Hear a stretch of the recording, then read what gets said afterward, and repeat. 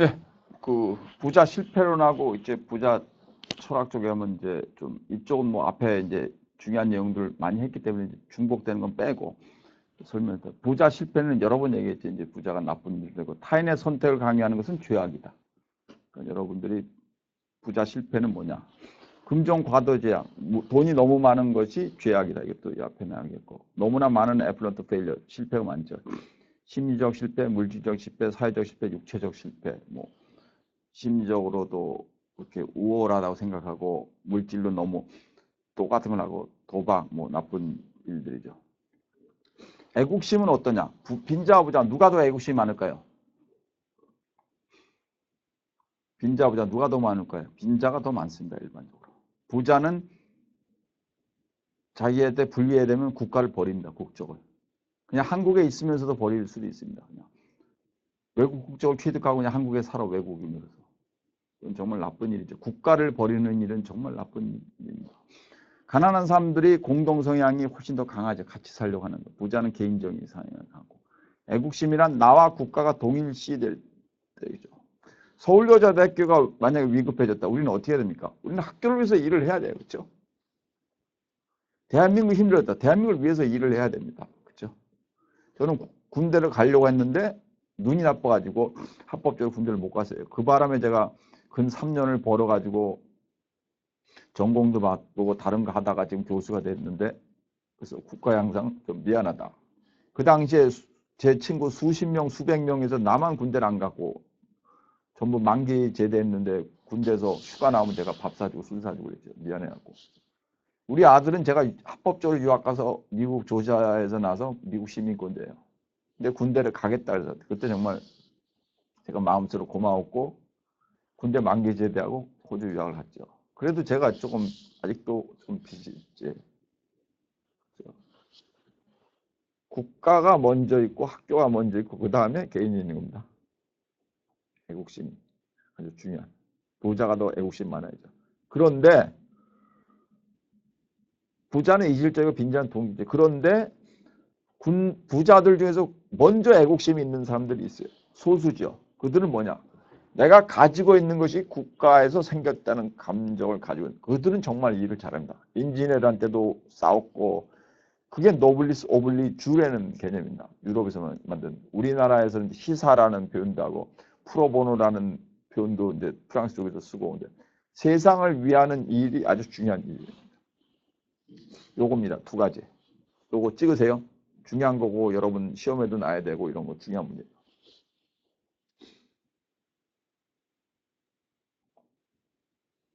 부자들 중에서도 애국심이 강한 건 두 가지입니다. 하나는 종교심이 강하거나 극도의 자손과 부자는 애국심이 일반 훨씬 강하죠. 그 다음에 창업주의 애국심은 국가를 위해서 하는. 국적을 버릴 수는 없다. 내가 세금을 더 내더라도 국가를. 여러분도 강한 애국심을 가져야 될 겁니다. 자신의 부가 국가보다 강하고 이러면 이제 나쁜 일이 되는 거죠. 납세 의무가 중요하다. 세금도 제대로 내고 탈루하면 안 되고 세금을 안 내고. 사회 갈등 비용이라는 게 뭐냐면 빈자와 부자가 싸우는 비용인데 우리나라 지금 계속 데모하죠. 몇 년째. 그렇죠?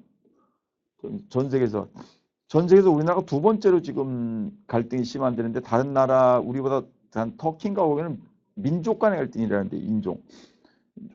우리가 지금 제일 갈등 이게 뭐냐? 부자와 빈자가 계속 싸우는 거고 왜? 이 갈등 비용이 GDP의 20%면 우리나라가 1년 벌어들인 거에 20%가 너무 나쁜 거죠. 이걸 풀어나가야 됩니다. 그러려면 어떻게 했냐? 제가 부작을 만든 기본적인 이유가 이거입니다. 빈자와 부자가 같이 사는 빈부소통과 빈부 해소를 들어가는 겁니다. 중국의 맹자나 그리스의 플라톤은 이상적인 국가를 지냈다. 민심을 따르고 의로운 사람들이 된다. 플라톤도 그런 사람입니다. 그러나 불행하게도 인류 역사상의 맹자 선생님과 플라톤 선생님이 제안한 것은 아직 형성이 되지 않았습니다. 아직까지 이런 나라는 없습니다. 이 지구상에. 그러나 우리는 그런 방향을 가야겠죠. 그렇죠? 기독교 대학인 서울여자대학교에서 가르치는 가장 중요한 거. 성경책에 나온 대로 사는, 성경책에서 이상적인 형태라고 살고 있는 사람은 이 세상에 존재한 적이 없을 겁니다.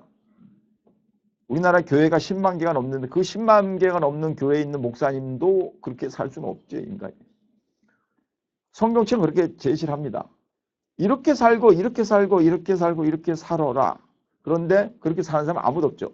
그러나 우리는 그걸 향해서 가고 못 살았으니까 죄를 회개하는 겁니다. 그걸 맹자나 플라톤은 또 그런 개념이고, 그러니까 우리가 항상 인간은 부족하고 그걸 극복하려고 노력하는 과정에서 우리가 배워가는 겁니다. 부자와는 사회 지도층이고 문화적 선도자와 경제적 승리자. 요거는 찍으세요. 요건 여러분이 잊지 말아야 될 개념입니다. 부자는 뭡니까?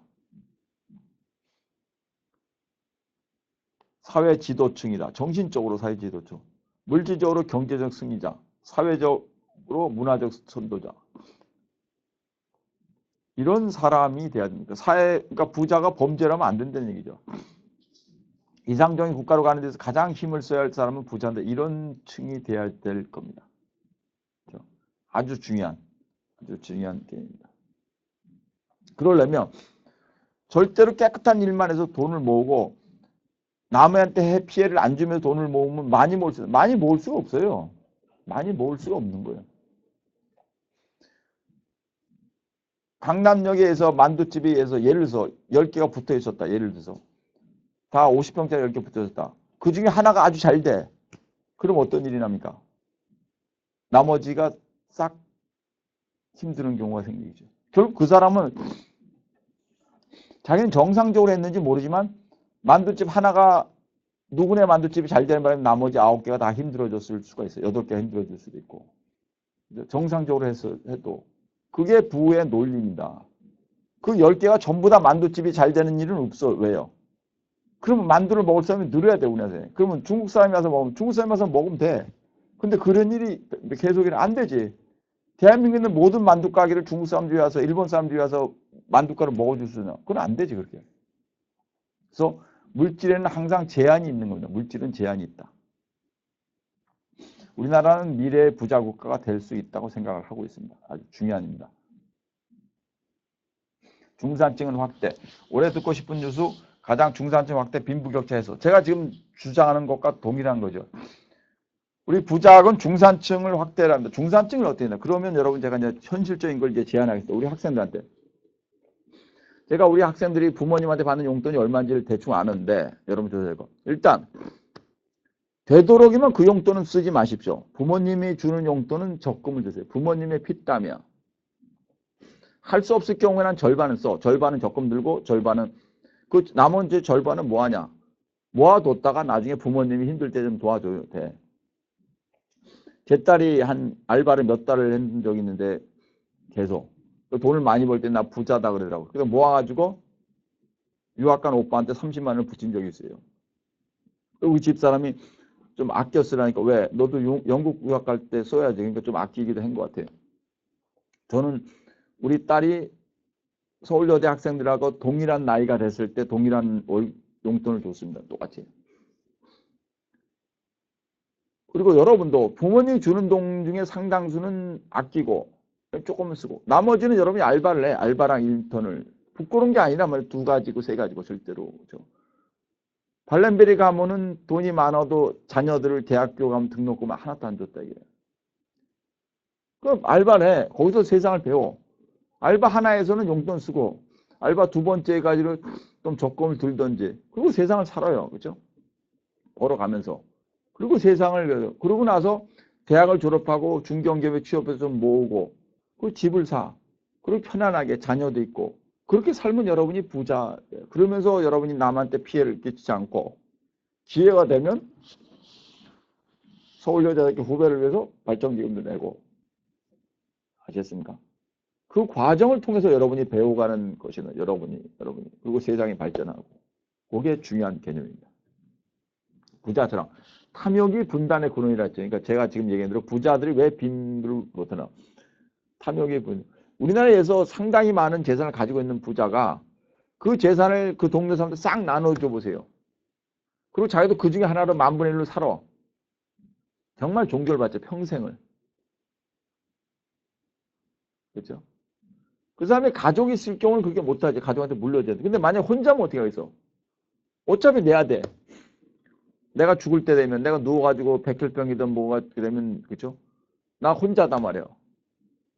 정부에 안 내면 그냥 정부로 들어가요. 그거는. 그럼 정부가 또 그거 이해해서 가난한 사람 나누지 전세니까 나누니까 혼자라고 생각하면 내가 얼마나 가지고 있는데 지방에 다 나눠주고 그냥 생전에 종교를 받으면 돼.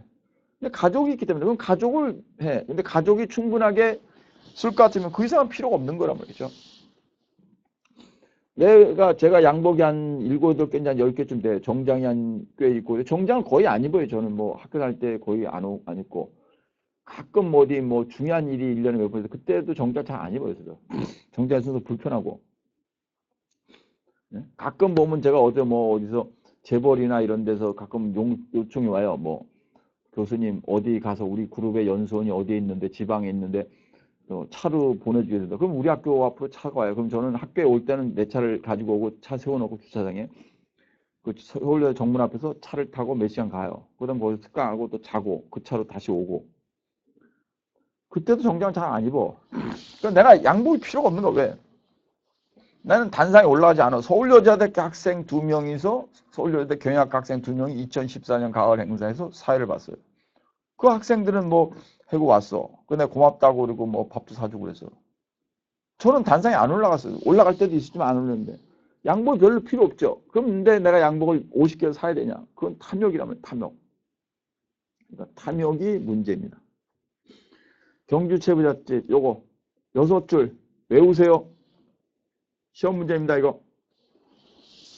평생을 잊지 마세요.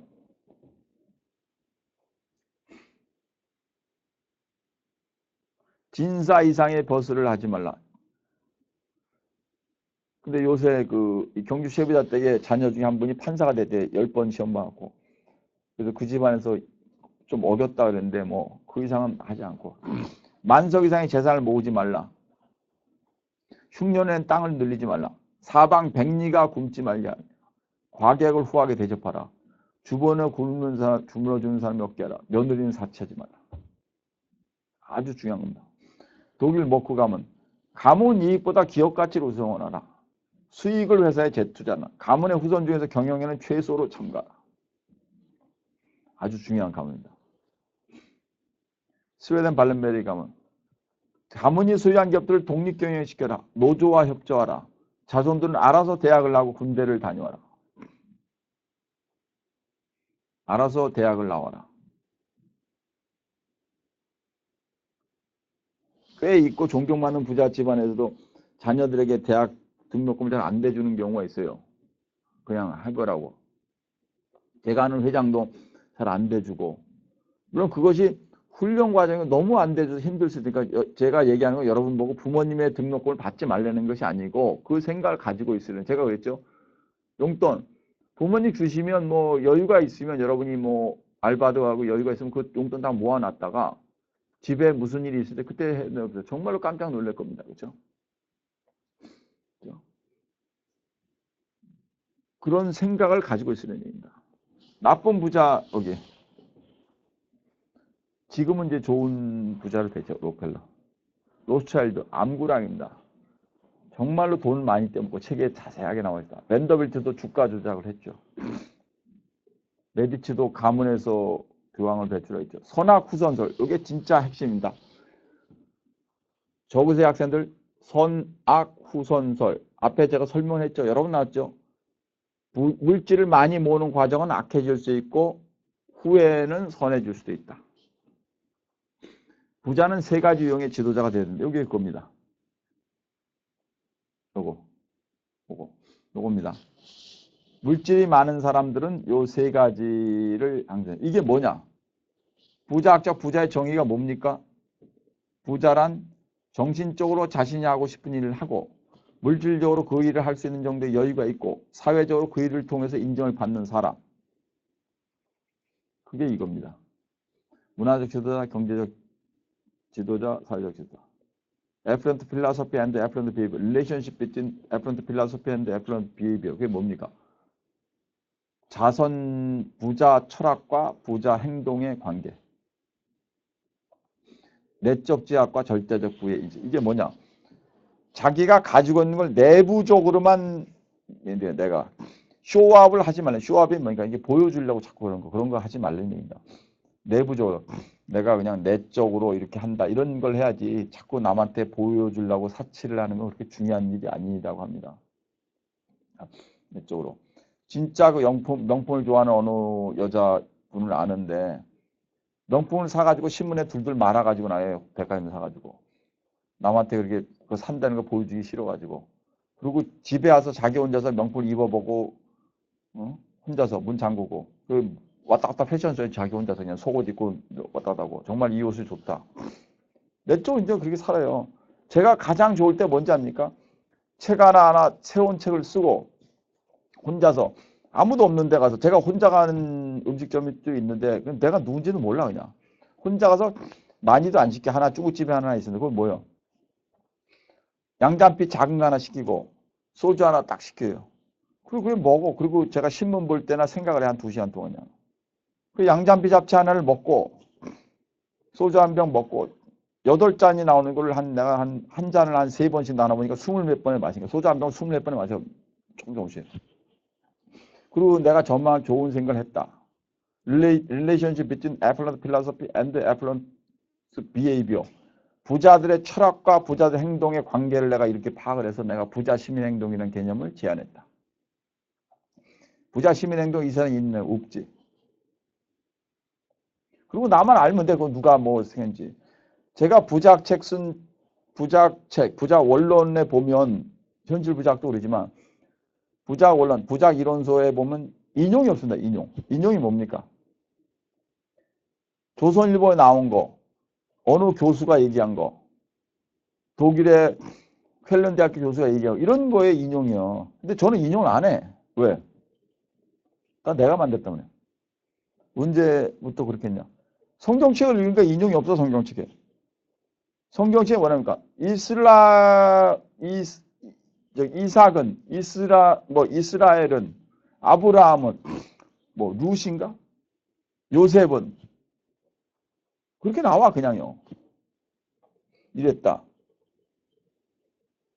나사로를 예수가 살렸다. 그 얘기야. 무슨 여리고성을 뺑뺑뺑 돌았다. 그죠? 하갈이 가면서 자기 애를 데리고 왔다. 울었더니 하나님의 천사가 내려서 울지 마라 그랬다. 그냥 그거예요. 그냥 인용이 없지. 물론 성경책이 옛날에 후트노트 할 수도 없었을 거예요. 그냥 쓴 거예요. 저도 그걸 보고 내가 생각한 거예요. 물론 내 생각에는 어떻습니까? 우리 서울여대 학생들하고 얘기하면서 깨달은 것도 대단히 많고 어디 가서 떠들다가 한 것도 있고 나도 안 것도 있고 들은 것도 있고 그러나 내가 그걸 조합을 해서 새로운 단어를 만들어요. 새로운 단어. 그게 중요한 여러분도 새로운 단어. 내가 하고 싶은 거. 여러분이 대학생에서 내가 저번 동영상에서 강하게 이렇게 유니클로나 잘하는 옷을 만드는 방식이 완전히 달랐다. 이거를 생각하는 얘기입니다. 절대적 부의 인식. 내가 어느 정도 있으면 나는 부자다 이렇게 생각해요. 오케이? 제 딸이 정말 그때 기분 좋더라고요. 그때 한 5일씩 알바하고 돈을 하고 나 부자야 그러더라고. 부자 교수의 딸이고 부자야 그러더라고. 그리고 그 돈에서 30만 원을 가지고 오빠한테 붙이는데 절주돈이 오빠한테 붙이라 그랬습니다. 중소기업에 취업을 하십시오. 여러분도. 또 중견기업에도 취업을 하고 기회가 되는 대로. 제가 내용을 좀 빨리 나고 조금 남아있는데 여기 나머지는 좀 이렇게 관련된 것들이고 그러니까 요걸 하고 하겠습니다. 예, 수고하셨습니다.